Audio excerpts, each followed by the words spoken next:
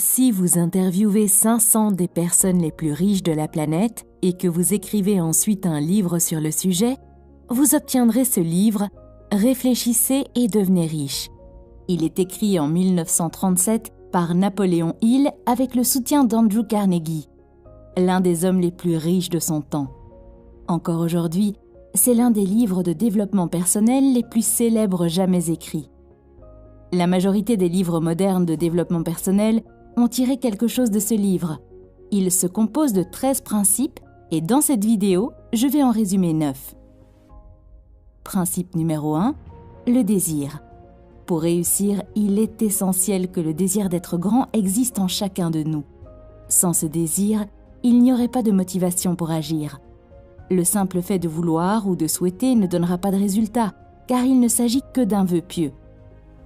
Les vœux n'entraîneront que de la frustration. Ce qu'il faut, c'est un désir profond et brûlant de quelque chose qui se traduira automatiquement par des actions qui apporteront des résultats concrets.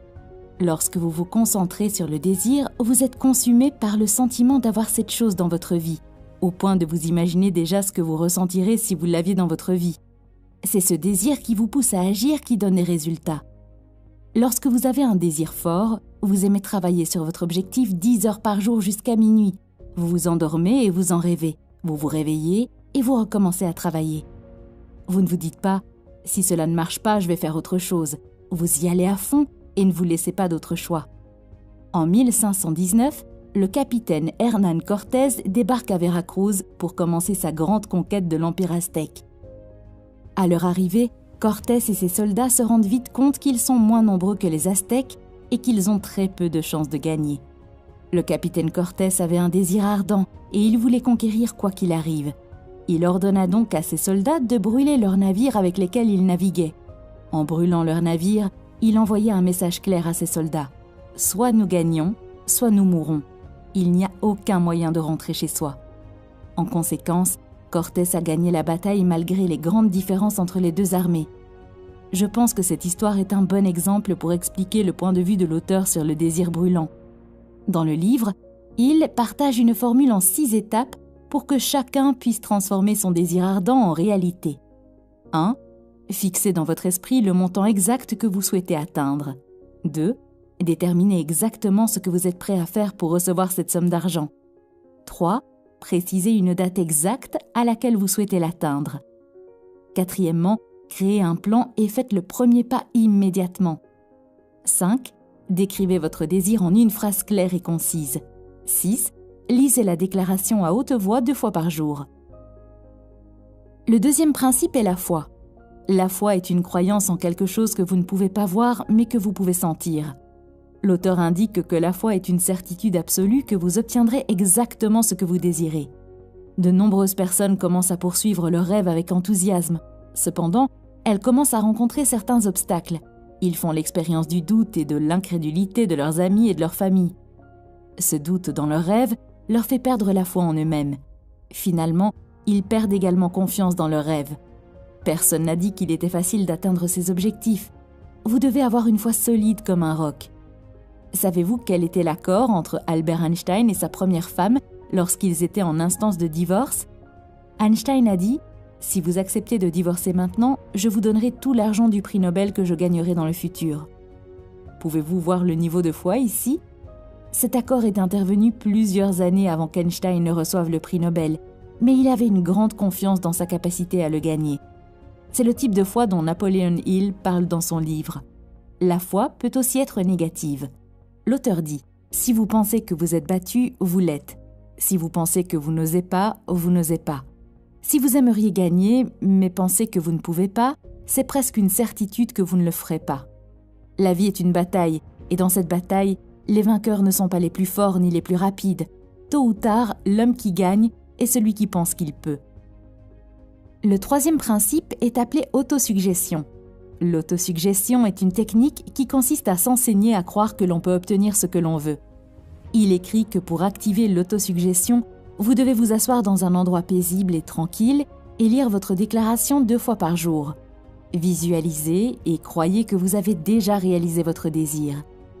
Pendant que vous visualisez, essayez d'impliquer plus de sens. Par exemple, Si votre déclaration concerne l'achat d'une nouvelle voiture, en plus de la visualisation de la voiture elle-même, visualisez-vous assis dans la voiture, touchez le volant, écoutez le bruit puissant du moteur, sentez l'odeur de l'intérieur en cuir de la voiture.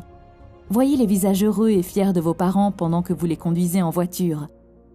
Il y a quelques jours, j'écoutais le milliardaire X et il m'a dit que lorsqu'il envisageait d'acheter une voiture Rolls-Royce, il se rendait à un salon auto, s'asseyait dans la voiture et sentait le cuir afin de rendre ses visualisations plus fortes.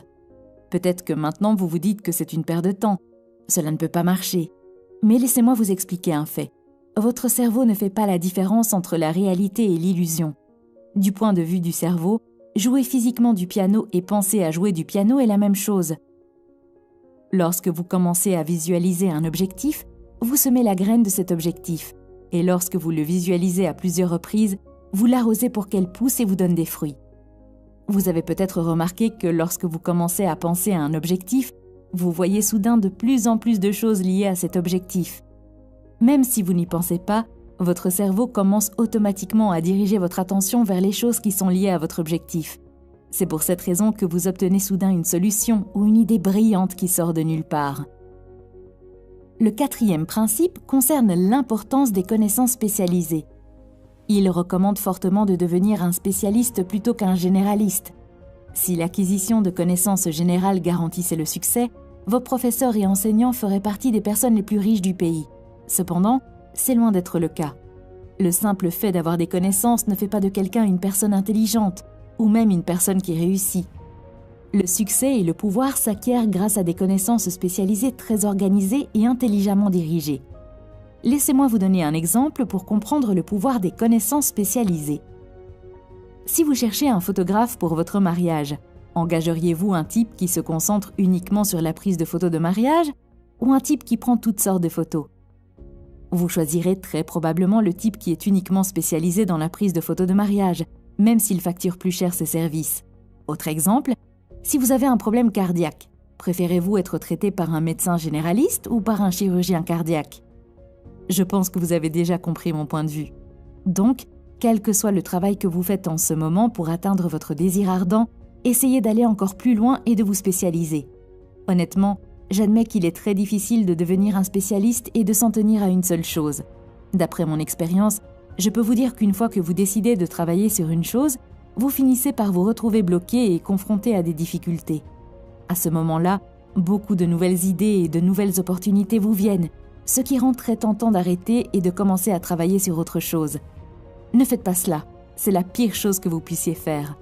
Ce type de comportement est une maladie et porte même un nom propre appelé syndrome de l'objet brillant, ce qui signifie que vous ne vous en tenez pas à une seule chose et que vous courez constamment après ce qui est attrayant.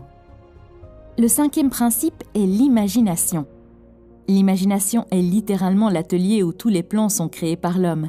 Le désir, l'action prennent forme et se concrétisent grâce à l'imagination. Si vous pouvez l'imaginer, vous pouvez la créer, dit Napoléon Hill. Tout est créé 2 fois. D'abord dans l'imagination du créateur, ensuite dans le format physique. Les grandes inventions que l'on voit autour de nous, comme Google, YouTube, Facebook, ont commencé comme une simple idée dans l'esprit de leur créateur, puis ont reçu leur première forme dans le laboratoire de l'imagination, avant de devenir un vrai produit. Selon Einstein, l'imagination est beaucoup plus importante que la connaissance. Alors que la connaissance et la logique vous mènent du point A au point B, l'imagination peut vous emmener n'importe où. Peut-être qu'en ce moment même, vous regardez la vidéo et vous vous dites « Ok, tout cela semble très scientifique et fantaisiste, mais je n'ai pas une imagination forte et je ne sais pas comment l'améliorer. » Avant de vous donner une réponse, laissez-moi vous dire une chose. L'imagination est comme un muscle. Plus vous l'entraînez, plus il devient fort. Et le problème est que la plupart d'entre nous n'entraînent pas notre imagination après l'enfance. Peut-être est-ce parce que la société nous dit quel chemin nous devons suivre et quoi faire dans une certaine situation. Alors nous commençons à perdre notre imagination. Si vous n'avez pas une forte imagination, alors vous devez commencer à l'entraîner de la même manière que vous allez à la salle de sport et que vous entraînez votre corps. Et le nom du gymnase pour entraîner votre imagination s'appelle une expérience de pensée. L'expérience de pensée est simplement une situation ou un événement dans lequel vous vous mettez en situation et imaginez quelle serait votre réponse ou quelle serait votre solution. Si vous regardez le film sur la vie d'Einstein, vous verrez qu'il fait presque toutes ses découvertes par le biais d'expériences de pensée. Un petit exercice que j'aime utiliser pour entraîner mon imagination consiste à regarder les produits, les systèmes ou les entreprises qui m'entourent et à essayer de penser à la façon dont je le ferais différemment ou dont je l'améliorerais. Le 6e principe est la planification organisée. L'auteur dit que pour réussir, il faut un plan concret. Ce plan doit être un moyen d'atteindre ce que vous désirez. Prenez votre temps pour rédiger un plan et écrivez-le ensuite. Une fois que vous l'avez écrit, les chances qu'il devienne réalité augmentent. Veillez toujours à mettre vos plans par écrit, puis à les diviser en objectifs réalisables. Il dit aussi que le processus de planification doit être continu et persistant. Même lorsque vous êtes confronté à des difficultés et des échecs, n'abandonnez jamais et continuez à travailler sur votre idée et à peaufiner vos plans. Le 7e principe est une décision. La capacité à décider rapidement et avec détermination vient du fait d'avoir un but précis et de comprendre exactement ce que l'on veut. Si vous êtes facilement influencé par les autres et que vous mettez du temps à prendre une décision, cela signifie que vous n'avez pas un désir ardent et fort pour ce que vous voulez. Vous devez utiliser votre propre cerveau, vos pensées, votre corps et votre âme pour prendre vos décisions et les respecter. La plupart des personnes qui ne parviennent pas à atteindre leurs objectifs sont généralement facilement influencées par les opinions des autres. Elles permettent aux journaux et aux voisins bavards de penser à leur place. Les opinions sont les marchandises les moins chères du monde. Tout le monde en a une. Quelle opinion allez-vous choisir ? Votre propre opinion ou un collègue ignorant qui n'a aucune idée de ce que vous voulez réaliser ? Même les parents, les proches et les membres de la famille vous feront du tort par le ridicule et les plaisanteries, alors qu'ils n'ont pas l'intention de le faire. Des milliers d'hommes et de femmes portent des complexes d'infériorité avec eux tout au long de leur vie, parce qu'une personne ignorante a détruit leur confiance par des opinions ou des moqueries. Vous avez un cerveau et un esprit qui vous sont propres. Utilisez-les et prenez vos propres décisions. Si vous avez besoin de faits ou d'informations provenant d'autres personnes, obtenez-les discrètement sans révéler votre but ou parlez à votre groupe de cerveau. Je parlerai du groupe de cerveau dans le dernier principe. Pour l'instant, l'une de vos premières décisions sera de garder la bouche fermée et les oreilles ouvertes. Principe 8. La persévérance. La persévérance est un facteur extrêmement important qui déterminera votre réussite dans la vie. C'est une habitude importante que vous devez acquérir pour atteindre vos objectifs. C'est la qualité la plus importante qui différencie les gagnants et les perdants. Quoi que vous commenciez à travailler, cela finira par devenir plus sombre. Il y aura un moment où tout ce qui vous entoure vous dira d'arrêter. Il dit qu'à ce moment précis, les hommes sont séparés des garçons. Dans le livre, il y a quelques exemples pour montrer le niveau de détermination à gérer les moments difficiles. L'un d'eux concerne Thomas Edison, le célèbre inventeur de l'ampoule électrique. Il dit que Thomas Edison a échoué plus de 10 000 fois dans ses tentatives, mais Edison a continué à persister et à travailler sur son expérience malgré tous les échecs. Un autre grand exemple serait le colonel Sanders, fondateur du KFC. Je ne mange pas beaucoup de fast-food, mais si je dois manger, alors mon choix se porte toujours sur KFC. Et ce n'est pas à cause du goût, c'est simplement à cause de mon respect pour le fondateur de la société. À l'âge de 65 ans, il a créé sa recette et a commencé à visiter différents restaurants afin d'obtenir une licence. Mais il a été constamment rejeté. Au total, il a été rejeté 1009 fois. Finalement, le 1010e restaurant a dit oui, et finalement KFC est né. Beaucoup d'entre nous arrêteraient d'essayer après 10, 50 ou 100 rejets, mais il a persisté jusqu'au bout, ce qui, à mon avis, mérite le plus grand respect. Ce principe et des histoires comme celle-ci m'ont aussi beaucoup aidé lorsque j'ai créé cette chaîne. J'ai commencé à travailler sur cette chaîne il y a 3 ans, mais je n'ai jamais réussi à créer une vidéo qui soit assez bonne. Finalement, après de nombreux tests, j'ai confirmé que la qualité de la vidéo était bonne, mais cette fois-ci, j'ai rencontré un autre problème. Personne ne voulait partager mon contenu avec mes internautes pour qu'ils puissent se joindre à ma chaîne. Finalement, même les personnes qui m'étaient proches et qui soutenaient la chaîne ont perdu leur foi et sont parties.